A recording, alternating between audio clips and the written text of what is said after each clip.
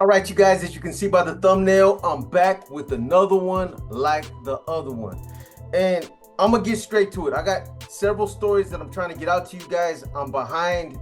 These last couple of weeks were long weeks. So I want to get straight into this story. So without further ado, let me just get straight to it. So this story right here is a follow-up on a story I did about 5 months ago. The title of this story is called Internal Disparities, Crook's Demise. So this follow-up is a follow-up that I did on a 4-part series on San Quentin's condemned inmates and some of the hypocrisies that played out over the course of several years. So part 4 spoke on several different individuals, including Gato from La Puente, Froggy from Riverside, Bird from La Puente, and Crook from Pacuema.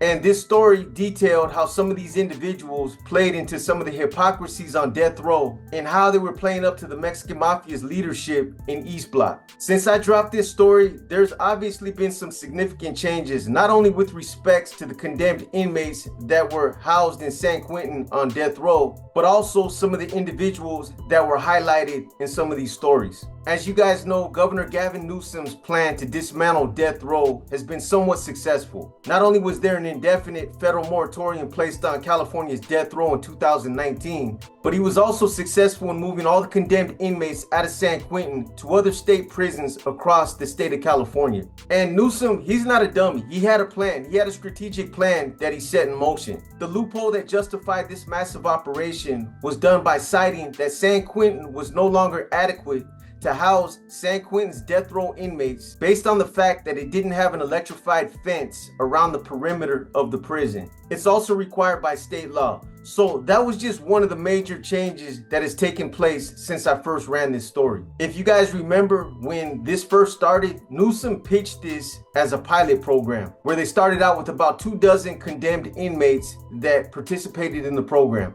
And then as time went on, it caught traction and it eventually led to the entire death row in San Quentin being moved out to different facilities. Now, all the death row inmates are scattered throughout different prisons and are housed on different general population mainlines. If you guys have been paying attention to what's been going on in the California state prison system, then you guys know that these California general population mainlines definitely got a whole lot more interesting. You know, a good channel for you guys to tap into is that prison guard, Hector Bravo's channel. He's definitely a channel that keeps up on the current affairs, the going-ons, and the things that happen on some of these main lines, on all the inmates that have been killed in different prisons from the beginning of this year until the present time. And Hector, he doesn't pull no punches. He blames the administration for a lot of the chaos that's happening out there on these main lines because they are at fault. Even though they're somewhat hindered by the federal court system and they have to comply with some of the rulings that come out of some of these federal courts, a lot of the higher ups that are part of California's prison administration are just as at fault because they're the ones pushing all the buttons.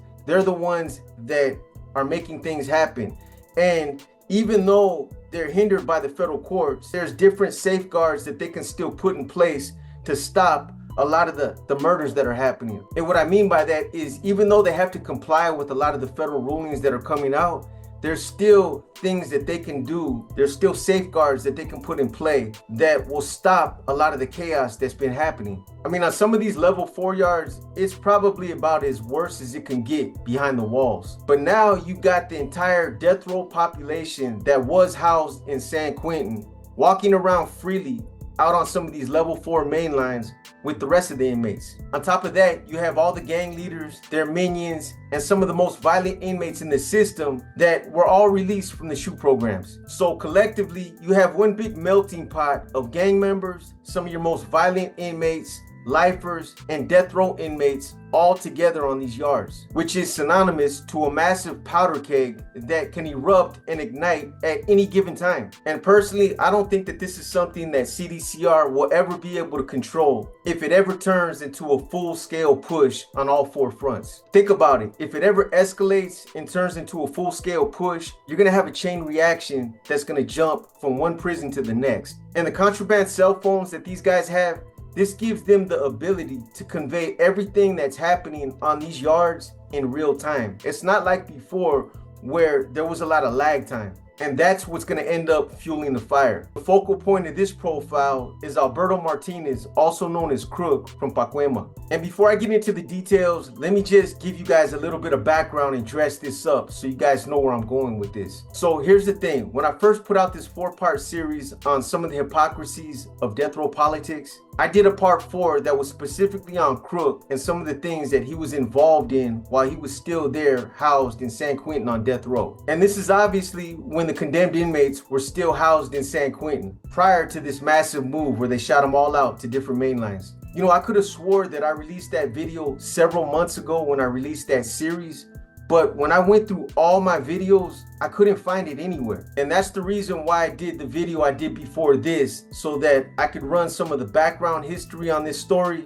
and so that you guys would understand where I was going with this follow-up. That video might help you understand why he met an early demise and why some of his past demons finally caught up to him. So if you guys haven't watched that video, I highly suggest that you watch it just to help you better understand this one.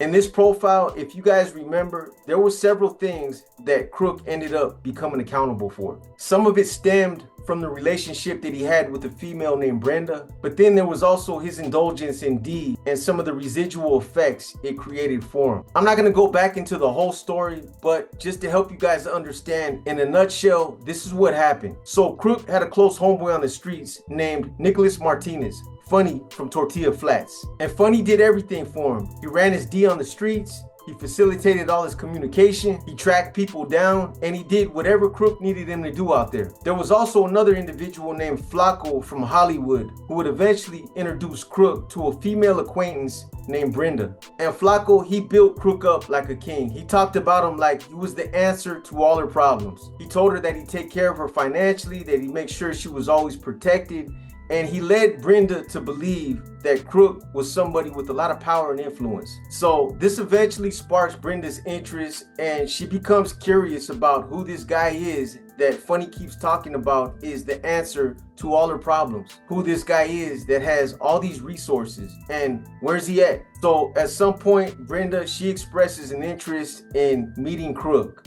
but Flaco and Funny, they stop short from telling her that Crook is housed on death row in San Quentin.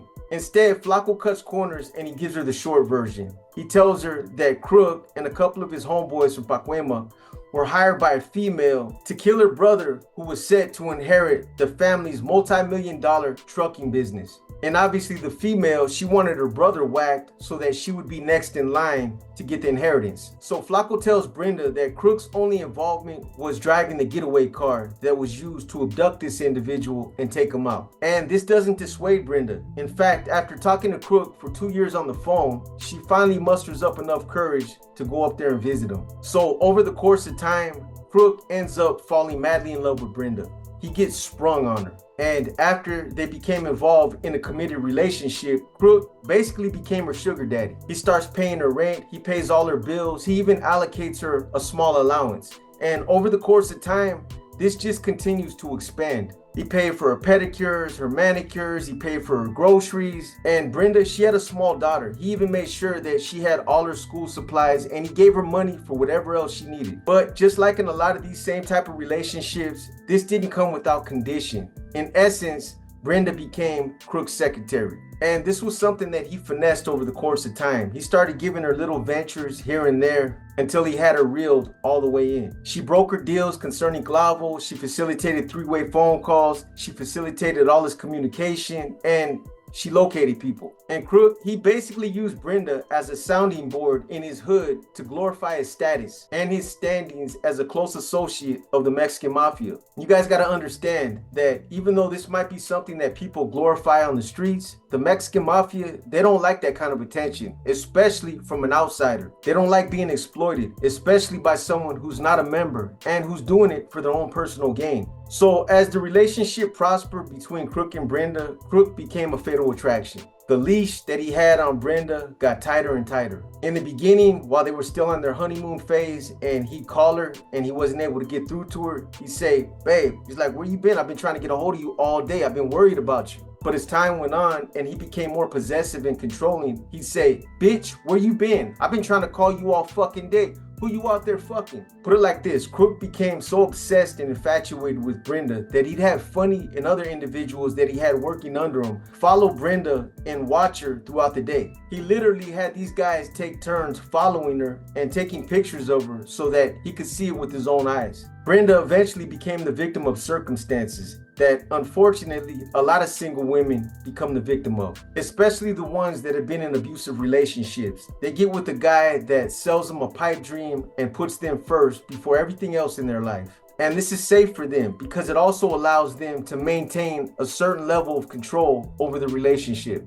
She knows where he's at, he can't cheat on her, in a lot of ways he can't hurt her. And although most women like Brenda are unwitting ones and don't understand the full magnitude of the things that they're involved in, at some point when things either get real serious or the feds come knocking on their door, do they ever get it? And usually by then, it's too late. So Brenda, she's originally from TJ. That's where she was living when she first met Funny. So at some point, Funny, he ends up doing a few stints in California prisons, and then he gets deported, where he ends up meeting Brenda. They have a brief affair, but they end up having a daughter that came out of that relationship. And like with a lot of deadbeat dads, after they have their daughter, they end up splitting up. Funny, he leaves her. And it's at this point when Funny tells Brenda about Crook, this individual that can take care of all her financial problems and someone who will also support her emotionally. But like I said, Crook, he got obsessed and he ends up getting a phone that's video compatible.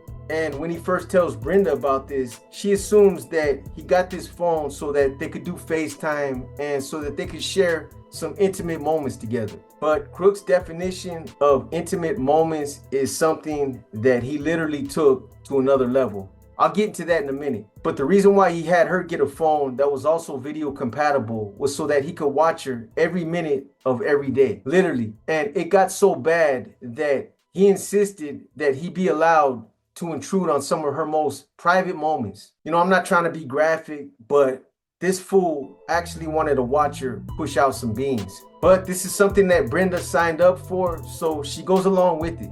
So eventually Crook, he ends up getting Brenda a bungalow apartment on 133rd Street in Compton. And like I said, he's paying her rent, he buys her groceries, he's making sure that her little girl got all her school supplies, he does her facials, her nails, everything that she needs financially, he's carrying it. But the business endeavors also kick in a high gear as well. At some point, he starts to ask her to send money to some of the other señoras, other Mexican Mafia members' wives. And this is about the time when he really started involving her in Mexican Mafia business. So now guys that were working under Crook would come by weekly and they drop off their quotas to Brenda. 1,000 here, 2,000 there, whatever they owed the big homies, they drop it off with her. They never tell her what it was for, they just say, this is for Crook. So what Crook would do is he'd have Brenda take the money and convert it to money orders in different denominations. And she'd have a list to where the money was going. She'd send it to different señoras. This goes to this señora, this goes to that señora. So at some point, after she started doing it for a while, she became versed at it. Some of the names that were on the money orders that they'd find later when Brenda would get arrested were Fernando Bermudez, Fernie from Dogpatch, Raul Garcia, Guero Smooth from Pacas Flats, Carlos Molina, Chico from Pacas Trece, brothers Ronnie and Hector Ayala from San Diego, and of course, Jesse Gonzalez from La Puente. So like I said, later on when Brenda would end up getting wrapped up and they'd find these money order stubs with these names written on them, when this happened, Ronnie, Hector, and Jesse were in San Quentin with Crook at that time. I forget where Guero Smooth and Chico were at that time, but they were in charge of Pacuema, Crook's hood. So according to Brenda, supposedly Crook, he laced her up by telling her things like to always address such men as the ones he was working for with a profound level of respect. And apparently, also according to Brenda, Crook never used words like the Mexican Mafia. He always just referred to as these guys as important people. So Crook, he continues to call Brenda incessantly until one day she goes to the grocery store and she's coming back. She's lugging all kind of groceries and she ends up meeting a guy who offers to carry her groceries home for her. His name was Guillermo Toledo, who they called Willie from Pacuema. And coincidentally, he also knew who Crook was. But Brenda, she takes Willie up on his offer. She allows him to carry her groceries home.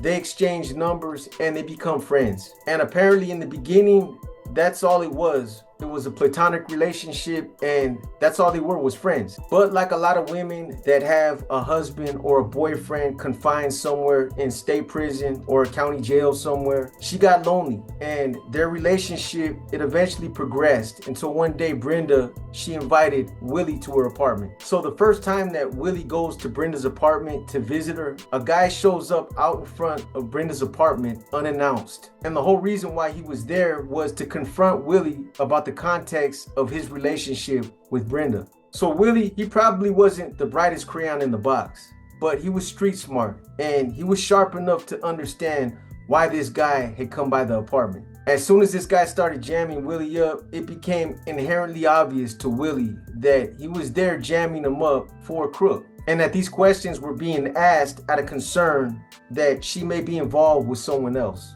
Like I said, his whole purpose for showing up was to confront him for crook, and Willie knew this. Crook basically wanted Willie to know that Brenda was spoken for. So apparently it was at this point that Brenda got the eerie feeling that Crook had people watching her, that he was spying on her, and this kind of put a damper in their relationship. She felt like, her privacy was being intruded on. A lot of women, they don't like their privacy to be intruded on, and Brenda was no different. So as Brenda and Willie got closer, Brenda eventually confided in Willie, and she told him what she was doing for Crook. Making the money orders, doing the three-way phone calls, doing the mail drops, and all the other things that Crook had her doing. And like I said, Willie wasn't the sharpest guy, but he wasn't no dummy either. He was street smart, and I believe he had even been to prison. But he wasn't somebody that you would consider to be a gangbanger or somebody that was really involved with his neighborhood.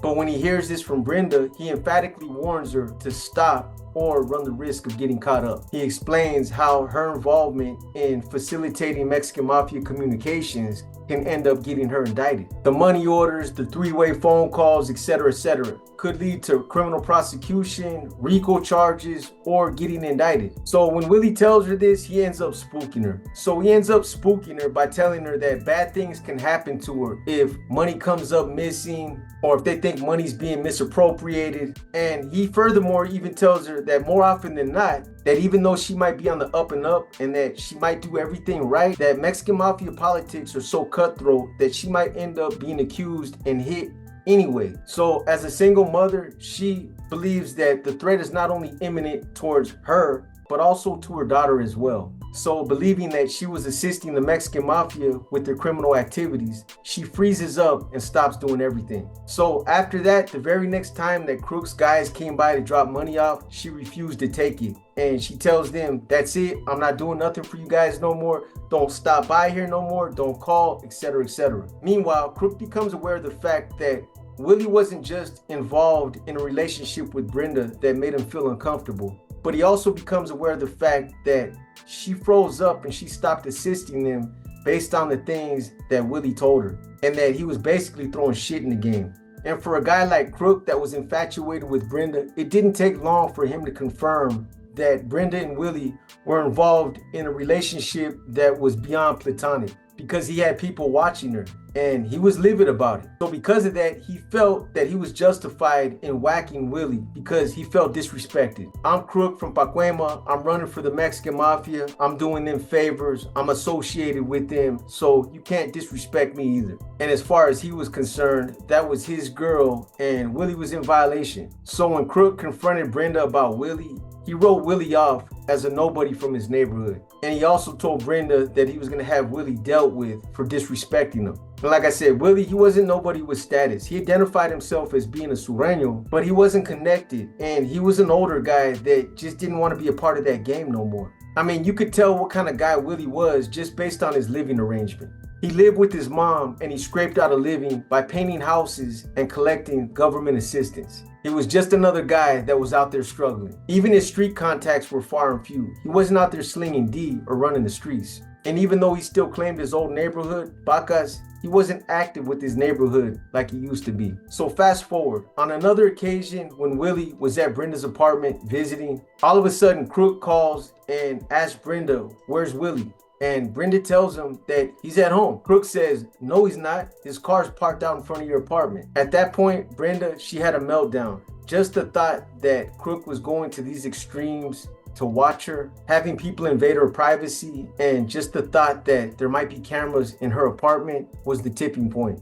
At that point, she had had enough and wanted out of the relationship. It got so bad that it started messing with her head. Sometimes when she'd go to use her own bathroom, she'd turn out all the lights thinking that there was a camera in there watching her. So there was another guy that started working for Crook that was from a neighborhood called Stoners 13. And like all the other guys that worked for Crook, he held him in high regard and had a deep level of respect for him based on the fact that he was working for the big homies. So this guy, who I refer to as Sneaky, he just started doing small favors for Crook. And he was another one that would occasionally watch Brenda. And like the others, he would never tell Sneaky why he was watching Brenda. He just led him to believe that it had something to do with Mexican Mafia business so that they wouldn't trip on it. So one day Crook calls Sneaky and he tells him, I need you to do me and the big homies a paro, meaning a favor in Spanish. And again, he premises this as not just being for him, but also for the big homies. He makes it seem like this was sanctioned business that was coming from the Mexican Mafia. Crook tells him that they want Willie beat up, but that they want him to do it while he's on the phone so that he could hear it and confirm it. And right before this, Crook had even mailed out a picture of Willie to Sneaky so that there wouldn't be any mistakes about who he was. So it was also around this same time that Crook had also slipped into a deep depression based on the fact that he was losing Brenda, and he knew it.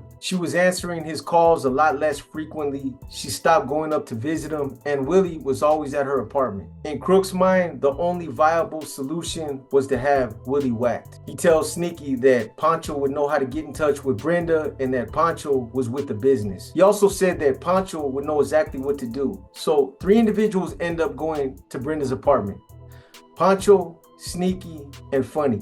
And apparently it was decided beforehand that Funny would wait in the car and act as the getaway driver. Pancho and Sneaky would go up to the apartment and would beat Willie up. So on the day of the incident, they drive to Brenda's apartment, and Funny, he parks about a half block down from Brenda's apartment. So Sneaky and Pancho, they go to the door and they knock. Brenda opens the door, and from where they were standing, they could actually see Willie standing in the living room. This is when Sneaky says, hey Willie, I got Crook on the phone and he wants to holler at you. And as soon as Willie seen Pancho and Sneaky, he knew that they weren't there for a good reason. Like I always say, his spidey senses started tingling. What he didn't know is exactly how far they were willing to go and what they were there to do. And even though Willie was concerned for his own safety, he was more concerned for Brenda and her daughter's safety, who just so happened to be there that day. So against his gut feeling, he steps outside, knowing that at least he's leading them away from Brenda and her daughter. But prior to stepping outside, Willie, he steps out of view and he grabs a 38 and he puts it in his waistband for his own protection. Then he looks at Brenda and he tells her, don't trip, I'll be back in a few minutes. So when Willie steps out on the front porch where they were waiting, they basically started playing up to him by offering to give him a beer.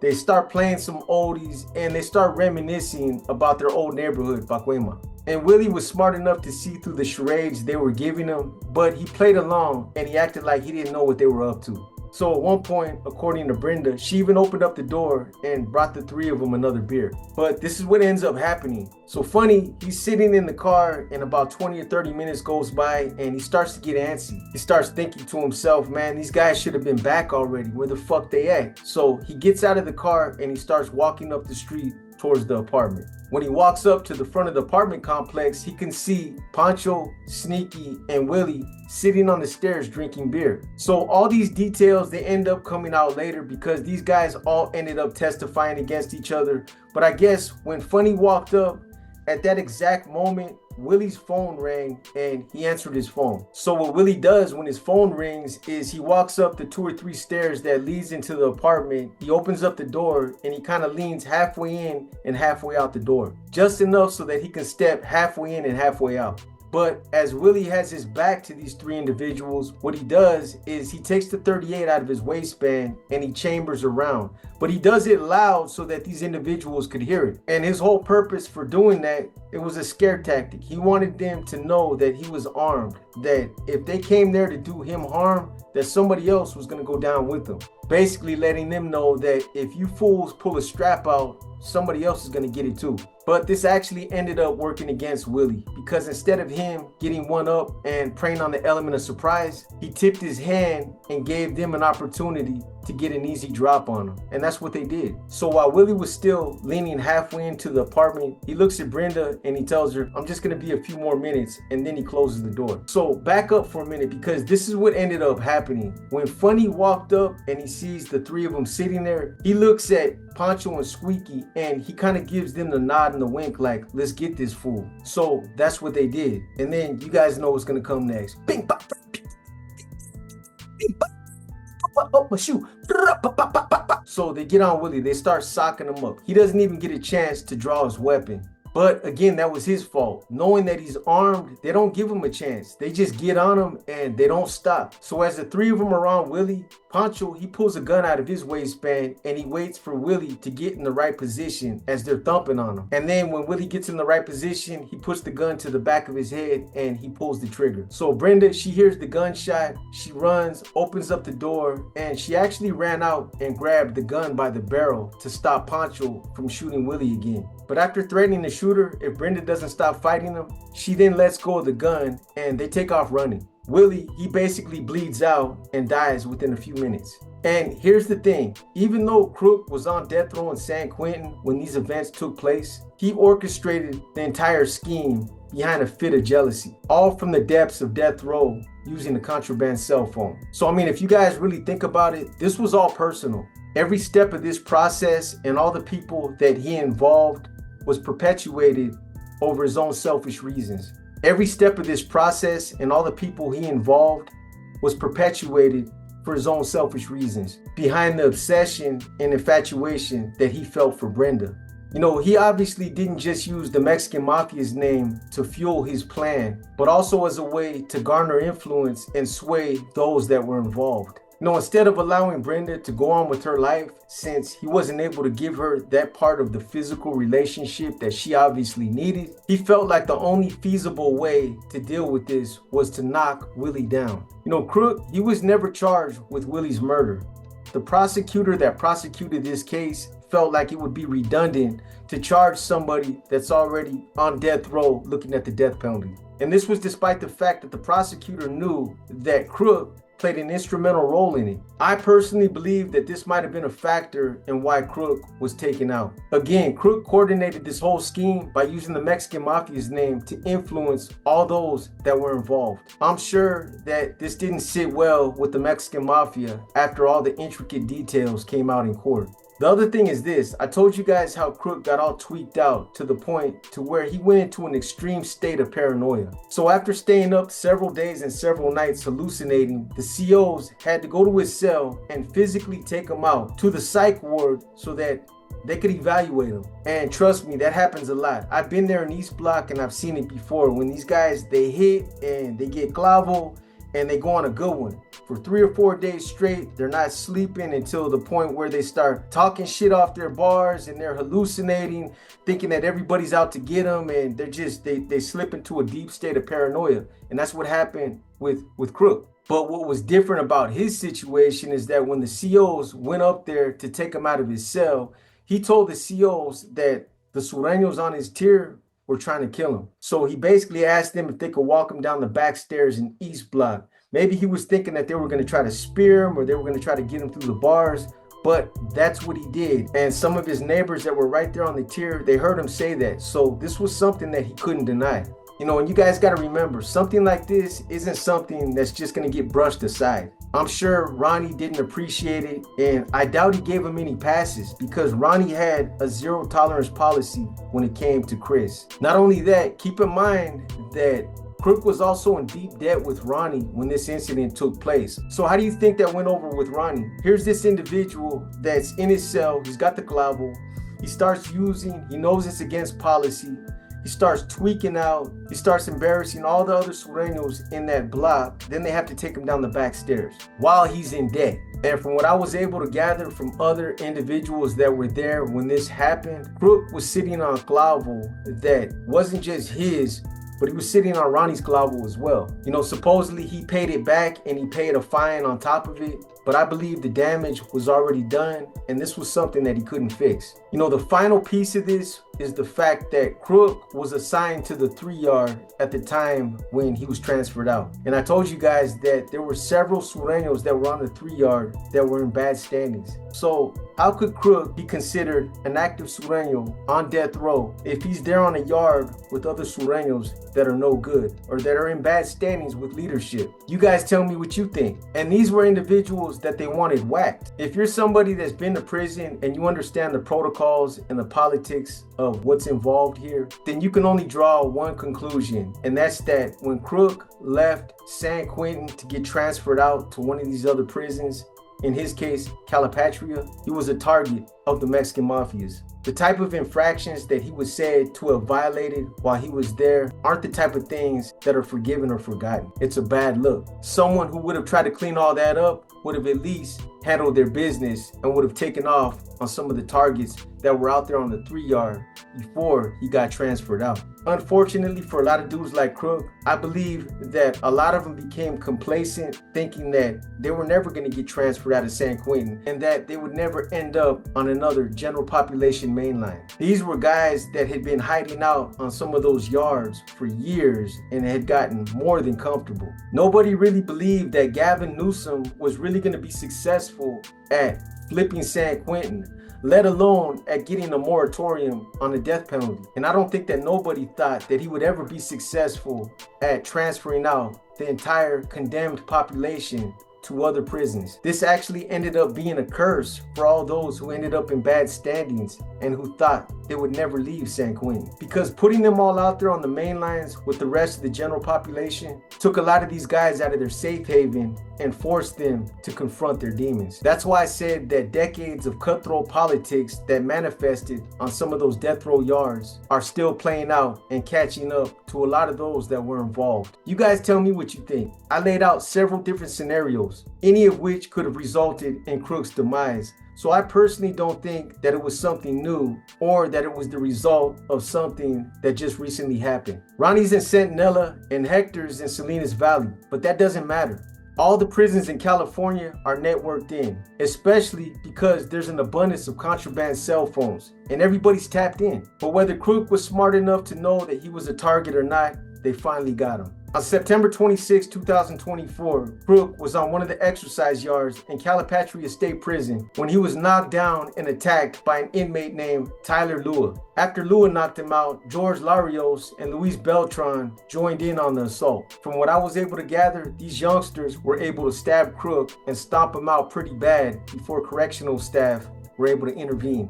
At some point, responding correctional officers were able to stop the assault with verbal commands and by using non-lethal chemical agents, or OC spray. But Crook succumbed to his injuries and was pronounced dead about an hour later. You know, a lot of people are probably going to say that Crook deserved everything he got and that he victimized so many people that he was open to fair game. I guess it all comes down to how you look at it and what you believe in. One thing's for sure, Crook's demise was the direct result of something that he did in San Quentin. The hit he orchestrated on Willie and using the Mexican Mafia's name to sway other active Sureños is bad enough. There's even other accusations out there that Crook was giving false impressions, leading other people to believe that he was an actual made man himself and that he did this for his own personal gain. He didn't say it in words, but name dropping and giving people the impression is the same thing. And this is something that the Mexican Mafia strongly opposes. And on top of that, you guys got to remember, he violated Ronnie's no crisp policy several times. Any of those issues was enough to warrant his removal.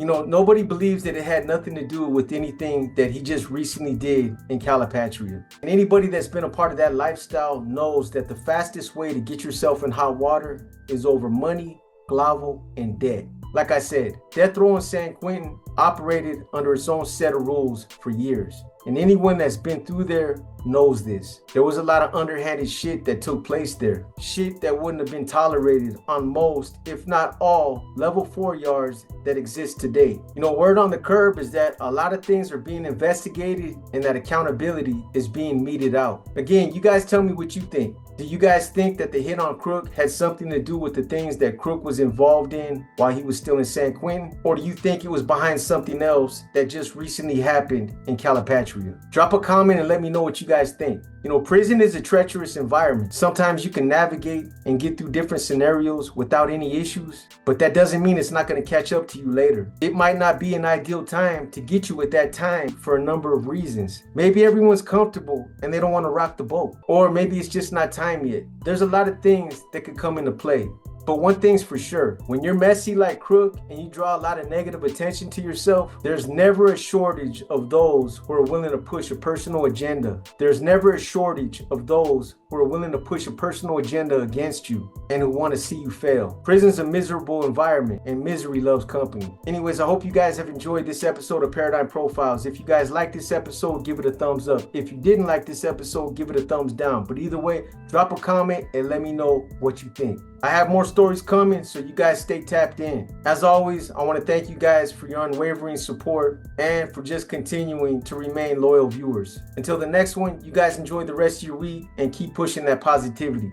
Until then, this is your boy B, and I'm gone.